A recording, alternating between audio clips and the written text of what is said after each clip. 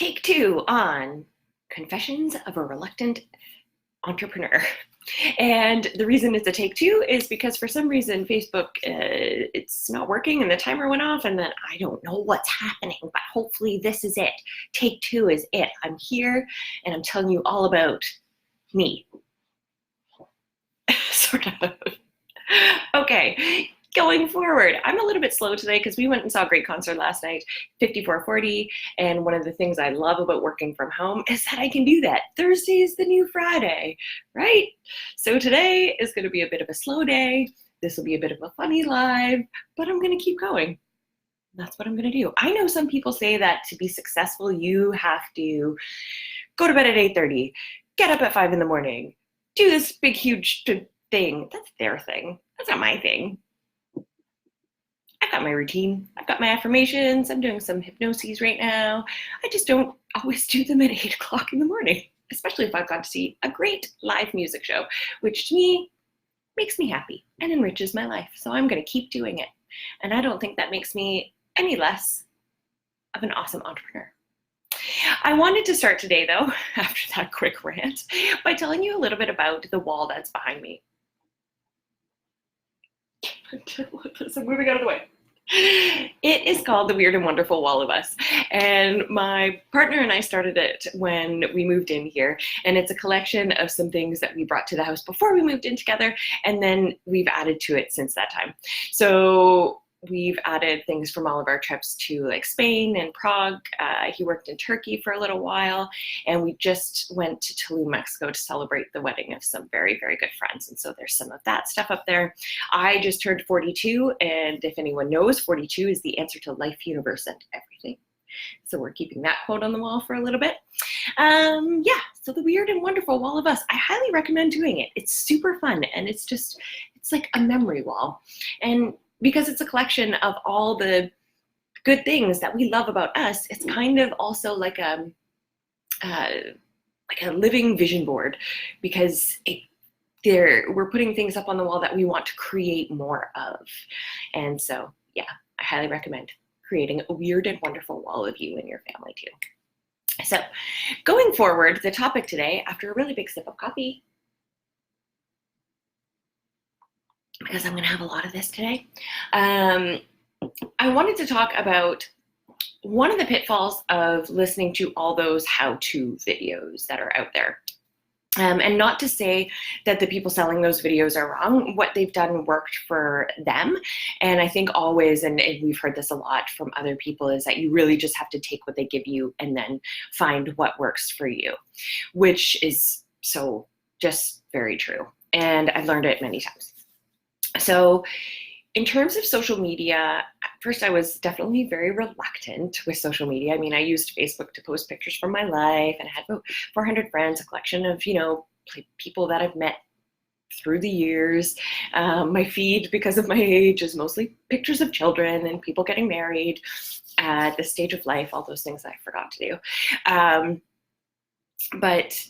But then I switched and I wanted to learn about the online world because I really wanted to be location independent. And if you've watched any of my prior lives, I talked about literally the main reason I left my job and started what was initially a copywriting business was because I wanted to be, location independent.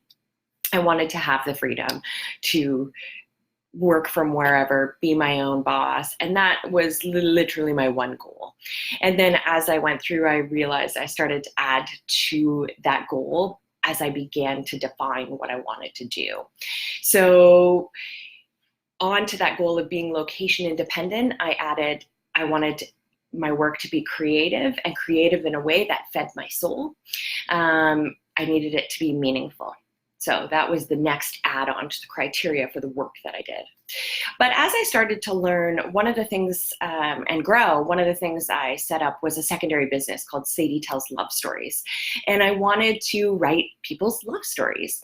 And so I came up with a cost, I came up with a product, I put it out there, and I decided that Pinterest would be the best way to learn to get my product out there. So I embarked on learning everything I could about Pinterest. And Pinterest is great, don't get me wrong. Please don't think I'm shitting on Pinterest here. I'm not. at all in any way. I think it's a great platform if you learn how to do it right. So I'm going to share how I learned how to do it wrong. So I spent a bunch of time, and I mean, hey, it's not wrong, but the thing is, if you spend a bunch of time on something, your hope is that you'll get some sales. And I wanted to embark on also bringing in a bunch of passive income. So I signed on with some affiliate marketing companies and all that sort of stuff. But what I did was I spent a bunch of time, and I figured, let me start this again. I'm jumbling my words. What do people go on Pinterest for? They go on to build boards of products and things that they like that they may want to buy in the future. And I thought, well, when people are planning a wedding, this is the perfect platform to collect all the things that you may want to buy in the future. And so I created all these boards, all to do with weddings, which is hilarious because I've never been married. I have worked for a wedding photography studio though, so I wasn't completely off base there in the industry. But so I created all these boards. I learned all about like which posts people would like and reshare. Again, I had some posts go viral that weren't mine. I reshared other people's posts, but they went and people loved them and reshared them. And I also learned how to, or just set up shared boards with other people so that we were pinning to the same boards. What else did I do? I did run some ads on there. Anyhow, I learned a lot about the different tips and tricks for Pinterest and got my views up to 2.5 million views. I had posts that were just going crazy and being shared. Again, they were shared posts. I had a few of my own posts go, but not really enough. And so yeah, I spent a bunch of time on this. And then I also didn't have any of the affiliate marketing links that I spent time in and put on there. I didn't get anything from that either. So I spent a couple of months, built it up to so many views, ran some ads, did all the things to build it up and that they say you should do, connected with other people, all those things, and spent a bunch of time, and it didn't amount to any money. So I really like Pinterest, but I probably won't use it for now. I'm not going to focus on it at all in my current business. So that Sadie Tells Love Stories, I love that idea, and I still love writing love stories. If anyone wants me to write a love story for your family, please let me know. I can send you the actual product itself that I developed. But yeah, so Pinterest is probably not something I'm going to continue with for my ghostwriting business. Hey, I may go back. It is kind of fun. I still have my Tailwind account, so it's all set up. It's kind of wasting money, I guess. I should be pinning away. The next thing is I have a Instagram account, which I use more for my art.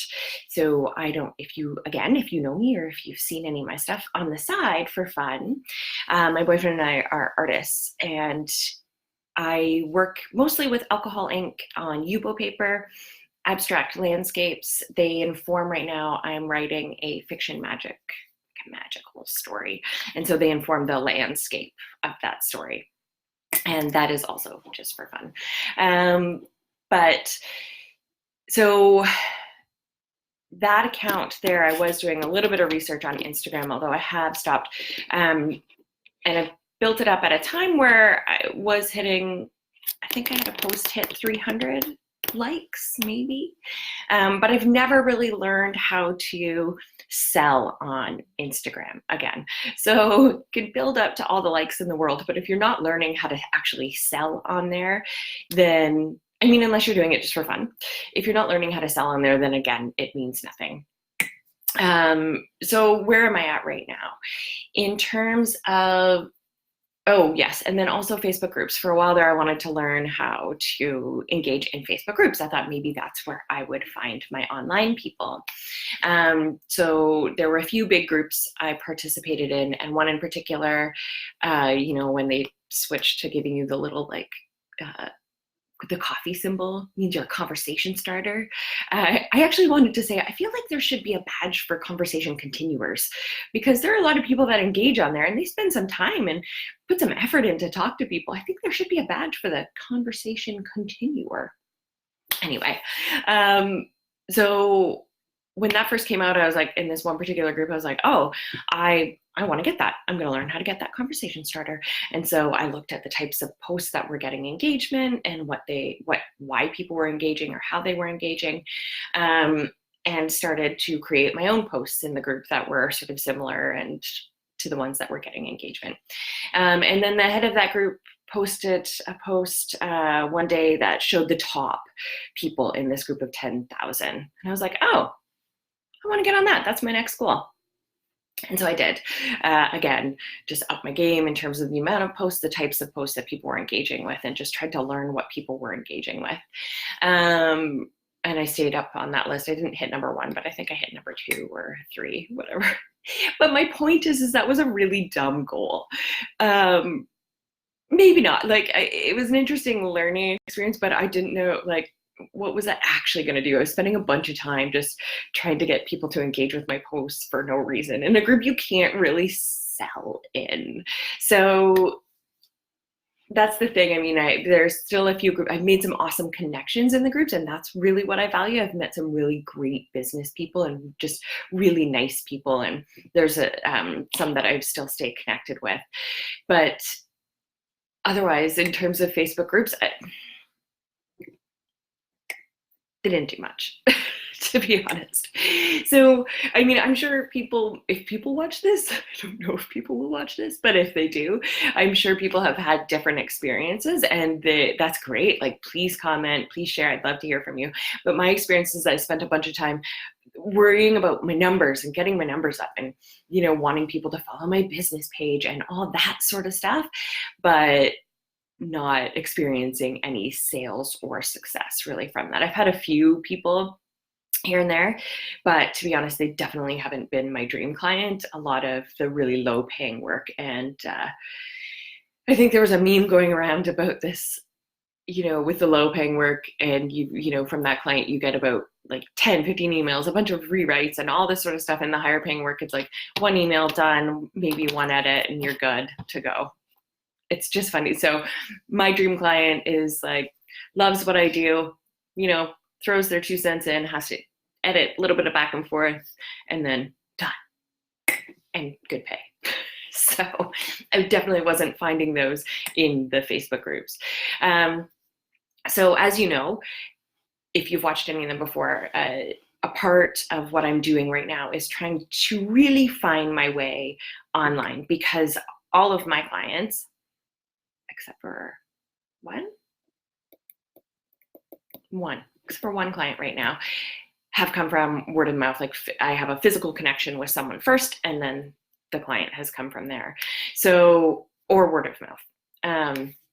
But yeah, the original contact has always been someone I know in life, which I think is still a great way to build a business. It means people like me. It means I put out good work. And if people are referring me and I'm getting repeat business, that's awesome. But I do really want to learn how to break into this online world in some way. So, but it is challenging. I mean, for some people, it's not. That's great.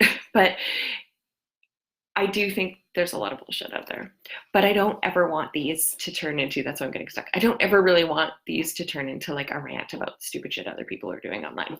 Hey, some people think I'm doing stupid shit online. That's fine. Whatever. That's cool.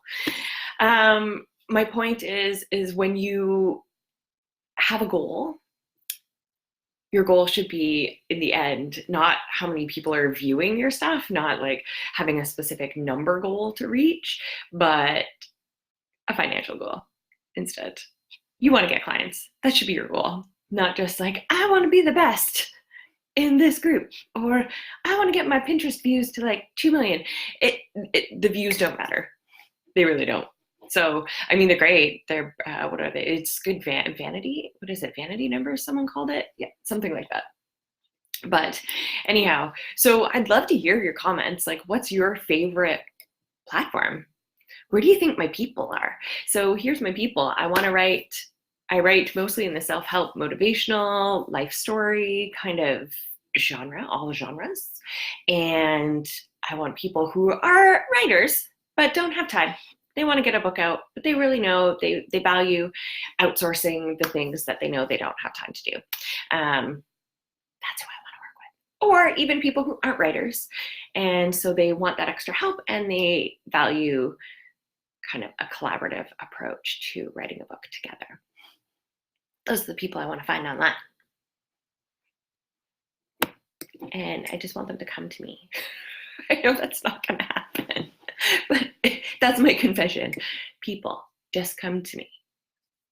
I'm good. I'm good at what I do. This is the funniest live ever. Maybe it's not. The last thing I would like to do, because I really enjoy it. So I pulled another card today, and it's actually perfect for this live. Accept love. It's basically saying you are good enough in this moment to do exactly what you want to do.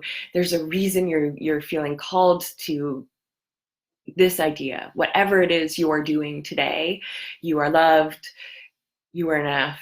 And even if it's not the thing that you land on for the long run, that's totally okay. It's all meant to be there. It's all in your path. So keep going. Keep going on your path. Keep doing. You're awesome. And that is it. The Confessions of a Reluctant Entrepreneur. I wasted a shit ton of time building numbers and didn't get any sales. All right, guys, have a great day. I will talk to you next week. My times are Tuesday, Thursday, and Friday at 10:30. Consistency, even if I go to a concert the night before and have baggy eyes and a raspy voice. Have a good one. I'll talk to you soon.